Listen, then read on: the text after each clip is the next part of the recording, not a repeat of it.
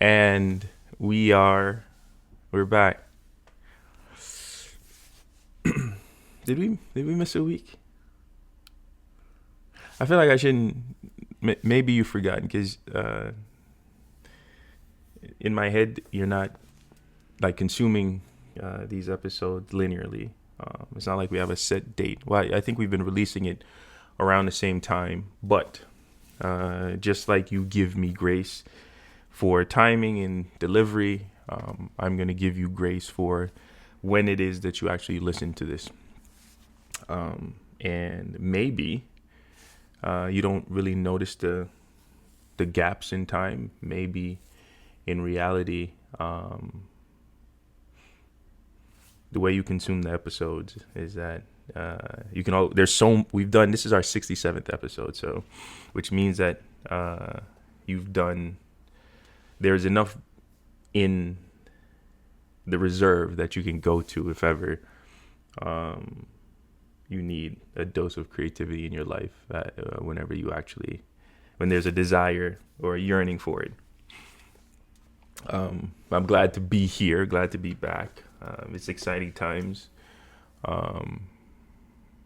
Beyond the fact that like we get to share space and talk about creativity. On top of that, we are all living our own lives, and I'm sure things are happening. May not be exactly the way you want them to happen or how you happen, but I think there was an interview recently. Jay-Z said things don't happen to you; they happen for you. So whatever's happening is ultimately going to prove itself to be a value add to your life. You just haven't gotten to that realization yet. But let's start off how we always start off with an exercise in mindfulness. Focus on your breath. 10 breaths starting now.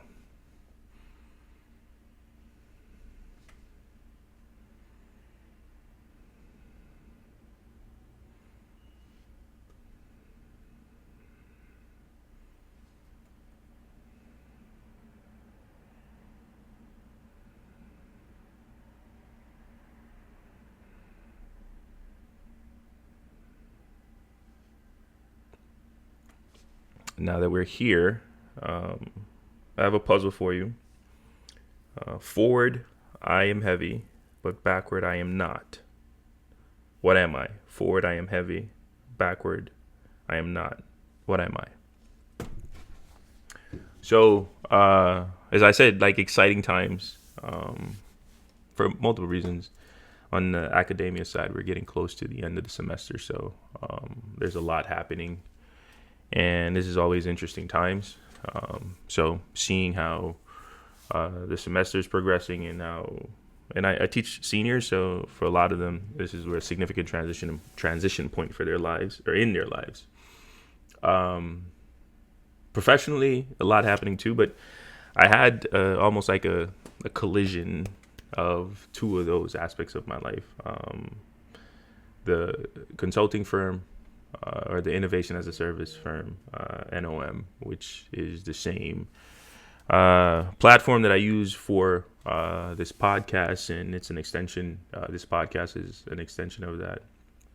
I had the opportunity to collaborate with the university that I teach at, Parsons School of Design, and I was able to do a mashup of the two. So create space for through facilitated by the university, and I had an opportunity to bring to the university one of my series or creativity workshops, the Unlocking Creativity, Priming for the Onset of Design. And I honestly didn't know what to expect because before, I don't know if I'm sure I talked about this workshop before on here, but generally it's either a one-on-one experience, and for those people who've done it with me, they'll understand like it's a personal experience. It almost, for a lot of people, it almost feels like therapy. In it and after, I think there's a lot of clarity that comes from it. There's a lot of connections to childhood and childhood experiences, and people are able to make like that level of connection to it. And it's always kind of you almost feel connected to your younger self post this one-on-one version of the workshop. And then beyond that, when I've held group sessions, it's always been like a corporate offering. One of the things that I always tell, especially when I engage with organizations, instead of looking for a creative spark outside of your organization, why not light the creativity or light that creative or trigger that creative spark within your current employees, and that's usually enough to kind of get them on board. And it's there's some similarities across, I guess, in an organizational standpoint. From an organizational standpoint, it's this idea that, hey, we all work for the same organization, and usually it's groups that are a part of the same team, whether it's a design team, HR team, marketing team, so they have overlapping aspects. And a huge part of, or at one of the pillars within, as we go into this workshop, is just understanding and framing the problem, and then we're guided through the experience to help solve that problem. But this time around it was a little interesting, because not only was it open to individuals affiliated with the university, meaning students and faculty, it was also like the admin department. And I had asked them at the last minute, because I've had friends of mine in certain networks that has shown interest in creativity and the way I go about it, and I opened it up to everybody at the tail end. I want to say I opened it up the last week or so, or a few days, to people outside the university. And it was interesting to see the people that signed up, the people that showed up, and even some that I didn't think that cared about it. And not that they didn't care, I just one of the things when you talk creativity is understanding whether or not the word creativity resonates with people the way it does for us who share the space. But it was good to see the difference and the diversity in the room. And I'm talking from, and the opposites too, right? Like student versus professors, and people early in their career versus people later in their career. Demographically, spanning generations, spanning race, spanning cultures, and it was all in the same room. And the one thing that was that was the unification, or the unifying quality, or the unifying characteristics amongst everybody, was just this desire to unlock their creativity. So the room itself, started off, there was there was a level of uncomfortability, because the unknown element, I don't know these people and I don't know what's going to happen.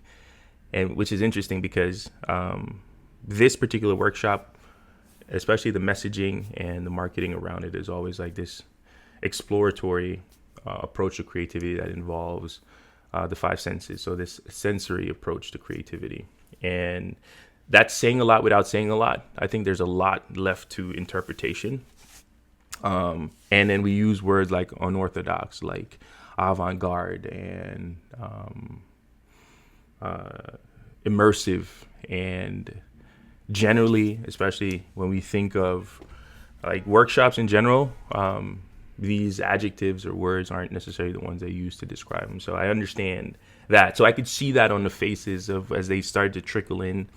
And I usually just have icebreakers, because one of the things, especially in rooms, when I talk about creativity, I always say human creativity, because I don't know why I emphasize human creativity.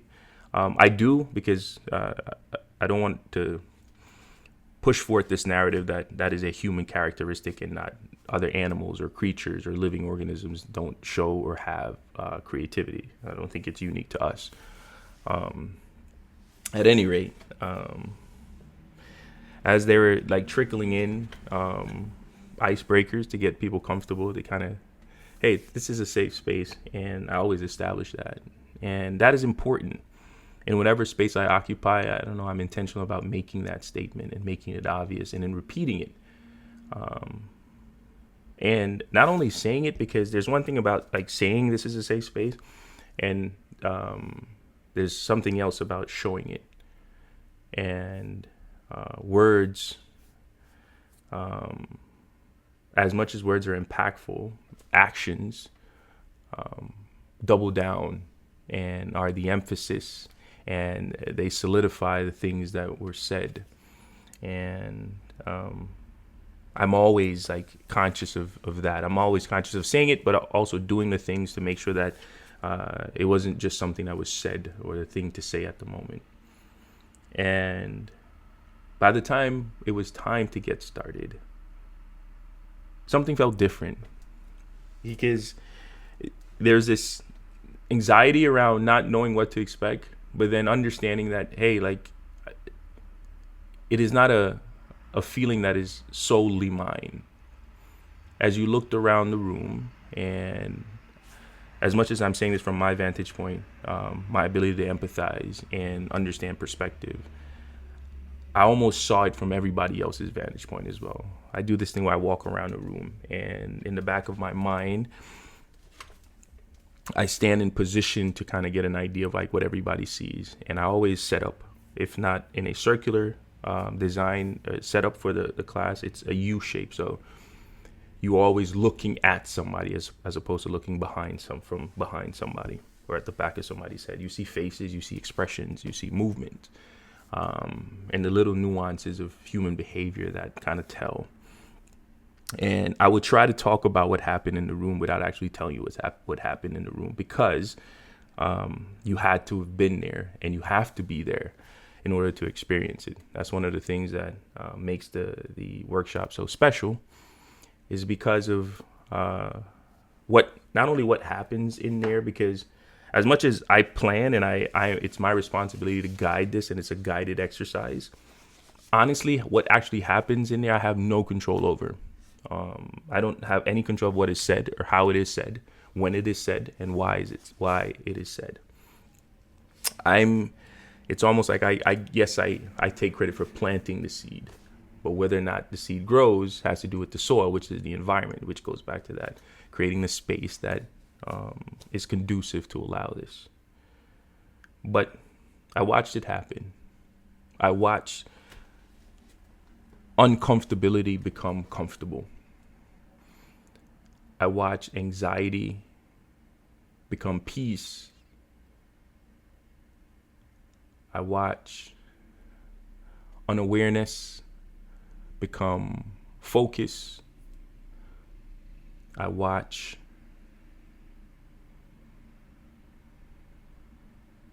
mistakes become intentionality. I watch a shift in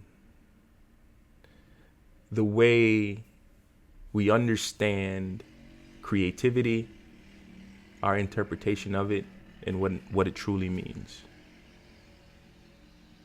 And one of the things I always talk about, especially like in design and design process, is like democratizing innovation, democratizing creativity. Because I believe that as much as there's some selfishness in the creative process, I think there's also amplification in a shared experience. Because if you eliminate the judgment that is generally associated with being amongst people, especially the ones that you may not know, when you create a safe space that allows vulnerability and allows for mistakes, you also allow people, and you give them the gift of mistake, to be able to perform without judgment, to be able to be authentically. And that is when you realize and you recognize creativity on the next level.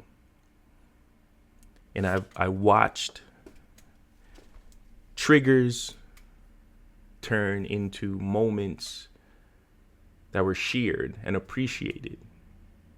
And those moments then become amplified, because each moment was used as a stepping stone to create the other moment. It was this experience of yes and, on top of that,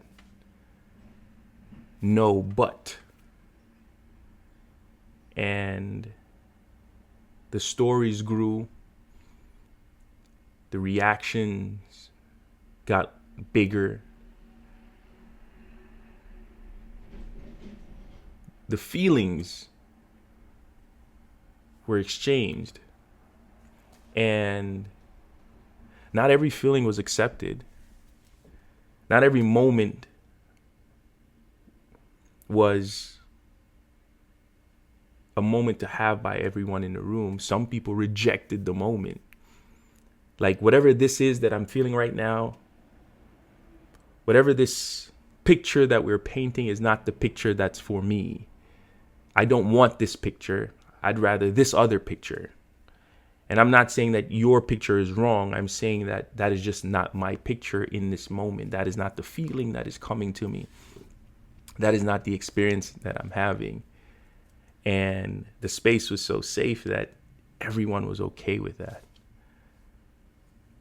Everyone was okay with being themselves because, one, there was no need to fit in. Nobody that walked in the room looked like the other person that was in the room. What unified us was, again, us being here because of this desire to unlock our creativity. And then when we created space for that, one of the things that we've talked about on this platform on numerous occasions is the fact that it is when we tell our stories, we realize how similar we all are. There's a moment in that room during that workshop when you can't even see anything. You can't hear anything.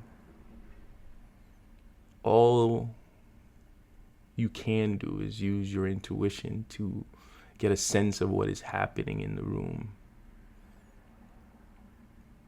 And then you have to creatively put that together in your head and trust that whatever is happening, you are still okay in that space.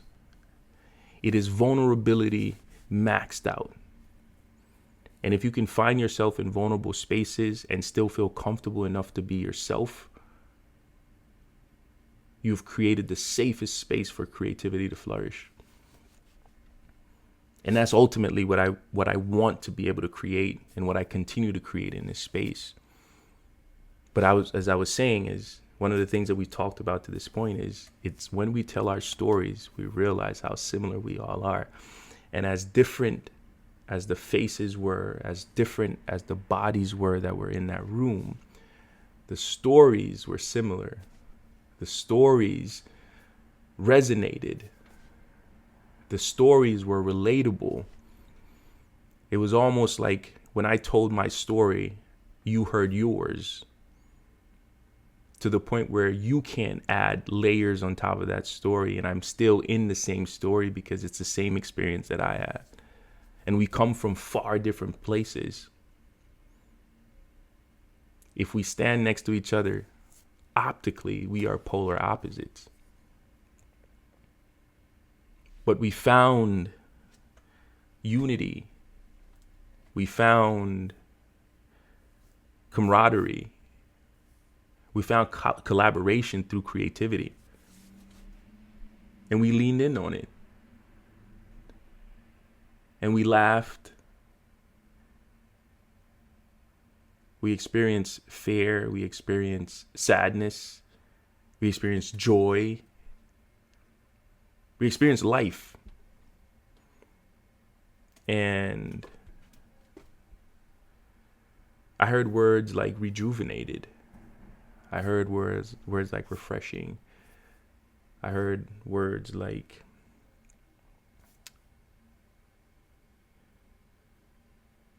calm. I heard words like different. I heard words like new.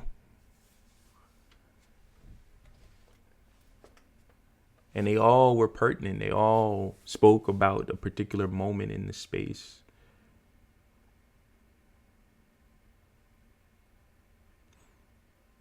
Whatever this group, whatever brought this group together, whatever they were looking for, and why they were looking for it, they found it in that room. Not only that, they were able to vocalize what it is they found. And for those who came not knowing what they were looking for, they were still able to find it and recognize it when it was found. And I think that is important. The space for creativity, the people actively in pursuit of it, the time for it, and the opportunity to be creative. And the differences in our walks of life is irrelevant.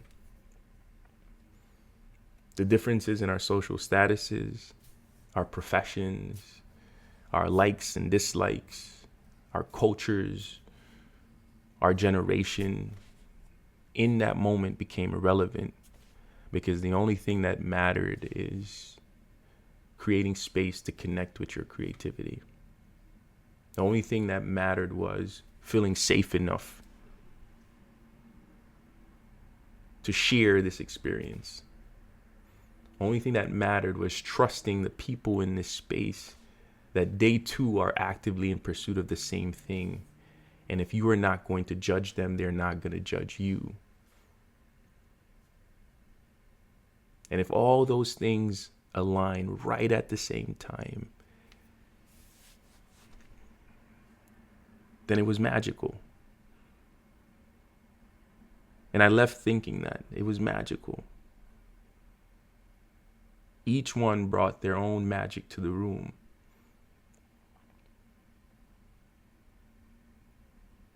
And they left with it. I saw the sparkle in their eyes. I saw the awakening of that inner voice. Awakening of that inner voice. I saw it. I was able to feel it. It was in the room. The room felt good. And it's important that we find those spaces. And I hope they left knowing that as much as it felt like a curated space, it's a space that they can create on their own. And I don't do these or offer these as much in this type of setting. There's, again, the one-on-ones and the organizational ones those happen more frequently, but creating space for any and everybody to share together this, almost like a Benetton ad, like all these different colors, aged in one space. And it was a collage of creative excellence. I'm proud of that and proud of what it ended up being. I'm not going to extend this longer than it should. How we started was forward, I am heavy. Backward, I am not. What am I? I am a ton. I'm excited about the future of you as it relates to your creativity. I'm excited about just creativity in general. It was beautiful to be in that space. I wish that I can offer it and you can all attend, and I should do them in an open space or open them to the masses more often. It was great to be there. It was great to share that space. As always, I'm going to leave you like I always leave you. Go be great.